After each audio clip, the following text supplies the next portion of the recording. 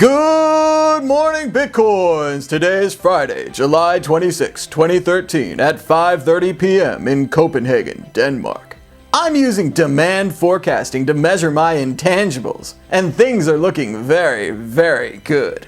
Here are today's MadBits. Bitcoin prices continue to hover in the $95 range, with a last of 96, a high of 97, a low of 96, and a low volume of 10,601. Bitcoin activists propose hard fork to Bitcoin to keep it anonymous and regulation-free. It's just a paper, but the argument between people who believe Bitcoin should have receipts and be more merchant-friendly versus the people who believe Bitcoin should be a totally anonymous payment system is heating up. Bitcoin developer Jeff Garzik calls the Bitcoin 2 paper another altcoin and argues that these new anonymity features are not needed.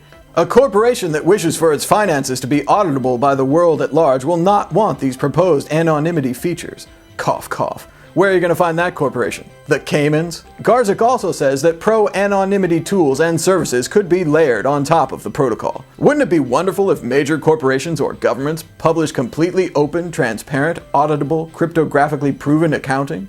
Bitcoin technology enables that. It would be wonderful if transparency and openness were something that these corporations wanted. We're not exactly talking about the Dutch East India Company chartered by the state for the good of the people. These are more like vultures feeding on the corpse of American consumerism. Privacy matters to them more than anonymity. It's better to feed in the dark. Bitcoin payment processor BIPS abandons Mt.Gox for Bitstamp. More trouble for Magic the Gathering online exchange as the European payment service BIPS leaves them for Bitstamp.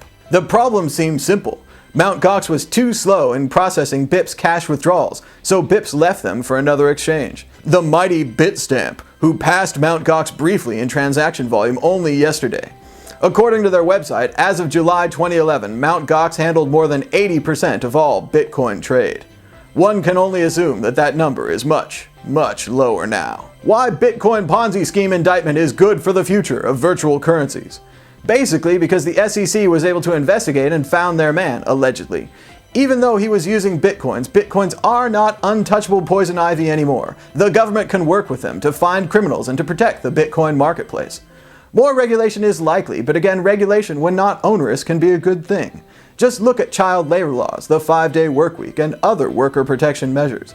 Bitcoin under regulation will change slightly, but if it makes it less like the Wild West where mad Ponzi schemes run wild and free, it will only help stabilize the market and make it better for everyone.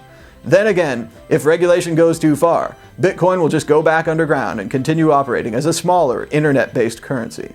But if you really want to replace the dollar and become the world's store of value, you're going to need some lawmen riding white horses to round up all the Madoff-esque blackguards. And it looks like we have that. This has been Mad Bitcoins. Mad Bitcoins.